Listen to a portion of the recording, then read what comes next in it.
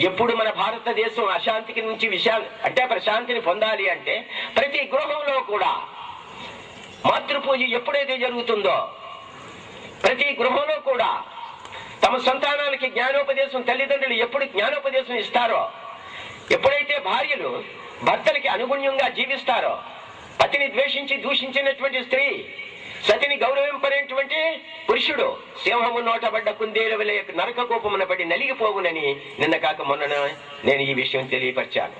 కాబట్టి సతిని సంరక్షించుకోవాల్సినట్టే ధర్మం పతికి ఉంది, పతిని సంరక్షించుకోవాల్సినటువంటి ధర్మం సతికి ఉంది. ఈ ఇరువురు కూడా కలిసి మన బిడ్డలని సాకాలి.